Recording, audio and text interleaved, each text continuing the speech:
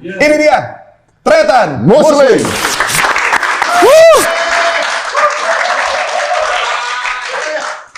Karir berakhir. Oke, jadi karena acara ini somasi judulnya dan pengen disomasi beneran mungkin, saya udah bawa daging babi dan juga sari kurma nih, ha? Beneran mau disomasi Anda, Om? Ha? Lagian acara nama somasi mancing banget ya kan? Om Deddy ini selalu ngaku somasi padahal kita dan Uus nih senior somasi kan ya? Ya kan? Memang saya dan Emily dan Uus ini seniornya somasi. Kalau inget kasus itu memang saya takut banget di penjara, bro. Waktu itu saya sampai dilaporin sama satu ormas di Surabaya. Saya dilaporin, di surat laporan polisinya ada tulisannya, Tretan Muslim menista agama karena berteriak neraka pada babi. Sumpah itu isinya, bro. Saya kalau masuk penjara selain takut, malu di tahanan saya. Ya kan? Ketemu yang lain ya kan, kamu kenapa membunuh, merampok, kamu apa? Menista. Waduh. Menistanya bagaimana? Memasak babi dan kurma, kan? Lebih kepada malu sih sebenarnya. Kan? Dan buat teman-teman ya saya kasih tahu bahwa podcast ini dijamin aman karena Om Deddy sudah bilang dia sudah mu'alaf. Tepuk tangan yuk buat kita semua yuk. Saya mau kasih tahu buat teman-teman fakta bahwa video ini diambil pas tanggal 2 Desember. Pas dengan momen 212. Om Deddy tahu sekali kalau saya sahabat ormas, ya kan? Tapi saya tidak ada komentar, tidak ada joke apa-apa soal ormas dan 212 karena teman saya sudah direhab, masa saya juga dibui. MLI isinya orang-orang cacat doang nanti ya kan. Jadi tidak ada materi soal ormas ya kan. Tapi gini ya, saya kagum sama podcast Om Deddy karena cuma di sini podcast yang bisa ngundang siapapun loh, bro. Siapa yang gak pernah diundang di sini? Orang militer, orang agama, orang politik, orang kabur dari karantina. Itu belum diundang. Itu. Oh iya, udah keduluan channel lain ya. Instagramnya masih dikunci. Masih dikunci ya? Oh iya. Dikunci sama postingannya dimatiin komennya. Iya. Kayak di blok. Oh. Waduh. Itu kayak ciri-ciri orang yang habis jilbaban gak jilbaban. Wah, itu beneran dong, itu beneran orang. Biasanya tiba-tiba orang kalau hijab terus nggak hijab, tiba-tiba komennya nggak bisa dikomen gitu ya. Karena mungkin otomatis gitu kan, siapa tahu ya kan. Tapi nggak, saya kagum sama podcast ini bisa ngundang siapapun ya kan. Jenderal kemarin loh, Pak Luhut, Pak Prabowo, kayak mereka tuh bisa datang begitu aja di channel ini. Buat teman-teman yang nggak tahu ya, kalau kita YouTubers itu biasa ngundang orang, biasa ada budgetnya, bro. Ada fee-nya, ada fee transport lah minimal. Tapi kalau jenderal-jenderal mau dibayar apa gitu? Mau dibayar alutsista nggak mungkin juga. Iya Pak Prabowo datang ke sini pulang-pulang bawa Sukhoi ya kan, nggak mau? Beli Sukhoi. Oh, iya. Siapapun kayaknya bisa diundang. Kalau Om Deddy ada di zaman dulu, mungkin Fir'aun juga bisa diundang ya. Kan? Fir'aun siapa? Tapi satu yang nggak pernah yang belum diundang sama Om Deddy, Pak Jokowi belum pernah diundang ya? Belum pernah ya? Tadi saya ngobrol sama Om Deddy, Om kenapa Pak Jokowi nggak diundang? Terus Om Deddy jawab, ya nggak tahu kok nanya saya kata. Wah. Kan ternyata Om Deddy bisa bahasa Jawa ya. Mantap. Tapi dari sekian bintang tamu yang paling saya kagumi adalah bisa ngundang Pak Luhut. Pak Luhut nih multitasking, dia orang berpengaruh dan dia orang powerful. Saking powerfulnya Pak Luhut, bahkan di kehidupan saya ini sekarang saya mengganti kata powerful dengan Pak Luhut loh. Gimana? Di rumah saya PC gaming, kalau orang lain PC spek Dewa, itu saya PC spek Pak Luhut. Iya. Enggak, bukan karena PC saya punya bisnis PCR, bukan, tapi karena memang PC saya powerful gitu. Mantap ya kan. Kena ini sih, kena ya.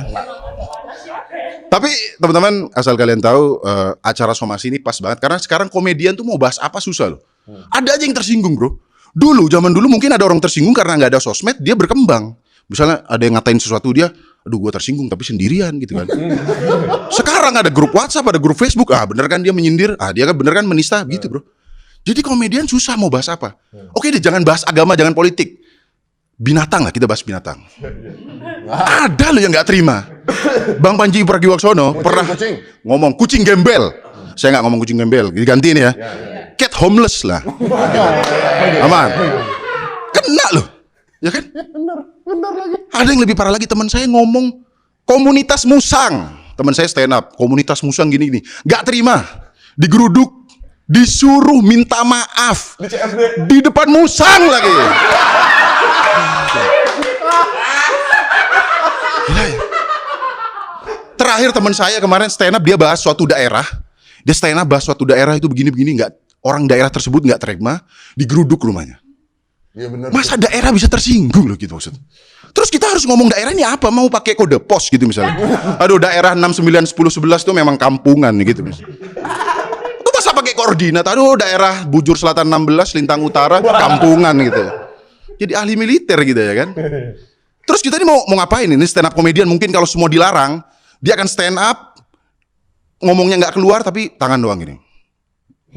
Ini komunitas pantomim juga tersinggung nih bisa nih. Yoi. Atau nggak usah gerak, diem doang gini nih. Ini teman-teman kita yang stroke juga bisa tersinggung nih. Tapi nggak bisa somasi karena susah nulis ya kan. Iya, mau bahas apa gitu sekarang ya kan? Bagus. Tapi sejujurnya sekarang alhamdulillah stand up comedian udah bisa bikin panggung lagi. Tepuk tangan dong buat stand up comedian semuanya. Udah happy bisa bikin panggung karena memang suasana corona sudah agak membaik ya. Cuma kalau kita ingat di tengah tahun, di saat corona lagi mengganas ya, semua orang pada sedih, ada orang meninggal, rumah sakit penuh, oksigen mau habis, orang meninggal di jalanan, semua orang berduka. Tapi ternyata nggak semua orang itu. Ada orang-orang yang nggak berduka. Saya tahu dari mana? Dia nge-tweet, instastory, nge-post Instagram, captionnya apa? Kangen liburan katanya. Pasti ada nggak? Ada kan ya? Need vitamin C. Beach please katanya. Waduh, bagus ya. You bitch bro, ya kan? Dia sekali lagi ya, orang meninggal, oksigen habis, yang dia pikirin pantai loh bro. More staycation please, ya kan? Di sisi lain orang mau stay alive doang nggak bisa loh bro. Ini mau staycation anjir. Gila loh. Orang-orang kayak gini nih, mungkin nauzubillah min dzalik. Tahu nauzubillah min dzalik kan? Mungkin, semoga aja enggak. Mungkin kalau dia kena bencana alam, rumahnya kena tsunami, hancur semua. Rumah digulung, orang bergelimpangan, TV One reporter nanyain orang ya kan. Terus Ebit GAD juga udah nyanyi-nyanyi. Situasi genting kayak gitu dia nge-tweet, pengen seblak nih katanya. Blok ya kan. Dan di tengah pandemi kemarin yang parah-parahnya itu yang saya heran adalah orang pengen nongkrong loh bro. Tahu gak sih sampai satu kafe penuh yang holy itu ya kan? Penuh. Terus kalau nggak nongkrong kenapa gitu maksudnya? Emang mereka ada orang sakau nongkrong gitu ya kan? Aduh, aku ada gosip nih mau cerita ke siapa nih anjir gitu ya. Jadi harus disalurkan mungkin ya. Ada nongkrong di kafe banyak. Saya sih nggak apa-apa ya orang-orang yang melanggar PPKM kayak gitu. Tapi saya saran kalau meninggal, batu nisannya diganti Starbucks saja tuh. Starbucks kan udah ada namanya gitu kan. Gitu ya. Mantap ya kan. Tapi di tengah pandemi ini kan banyak yang berubah. Ada sekolah berubah ya kan. Terus juga kerja kita berubah. Ada satu yang nggak berubah di pandemi. Tahu nggak apa? Orang-orang yang menolak gereja gitu. Bangsat. Ini mau pandemi, mau nggak pandemi, ini di sisi lain orang lagi meneliti apa ini Omikron. Di sisi lain ada orang jangan bangun gereja di sini. Gitu. Tapi why gitu ya kan? Ini sebenarnya saya mengerti. Mungkin ini gara-gara sinetron Indonesia itu kurang menggambarkan keberagaman, bener gak? Ya. Semua sinetron yang main orang Islam. Bener gak? Apa nggak ada tetangga orang Kristen gitu maksud saya? Ya dong, nggak ada loh orang Kristen tiba-tiba nggak ada orang Kristen di sinetron ya kan? Padahal di kenyataan misal tukang bubur naik haji kan bisa misalnya dia membeli plastiknya ke kokoh Chinese. Nah, bisa begitu, kenapa harus orang Islam, kan bisa pakai agama lain gitu. Itu yang bikin mungkin dia jadi nggak tahu kalau ada agama lain, mungkin begitu ya, mungkin. Betul. Ya kan? Ini juga gara-gara mungkin Sinetron-sinetron azab rata-rata orang Islam. Betul. Kenapa tidak ada azab orang Kristen?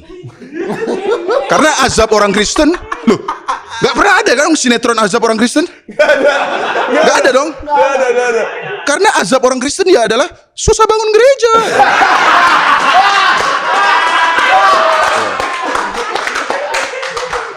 Makanya saya heran tuh ya kan. Tapi serius, kalau saya nggak membenci, saya nggak marah-marah pada orang yang menolak gereja. Saya cuma penasaran doang. Apakah memang iman Anda terganggu? Ataukah Anda takut keberisikan? Wow, berisik. Bagus.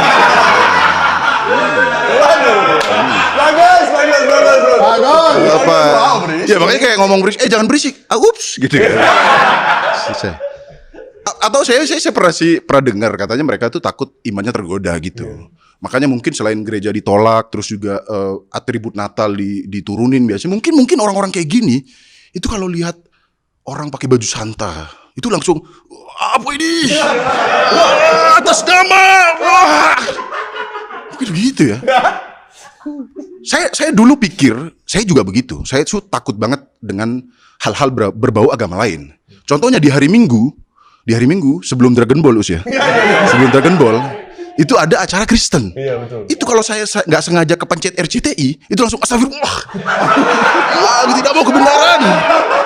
Itu bro. Tapi saya daripada takut terus, saya akhirnya pada saat saya dewasa, saya menantang diri saya. Saya ajak teman saya yang Katolik, aku pengen masuk gereja deh, pengen ikut ibadahmu. Apakah aku akan pindah? Aku coba tes. Saya akhirnya masuk ke dalam. Ini jangan ditiru ya.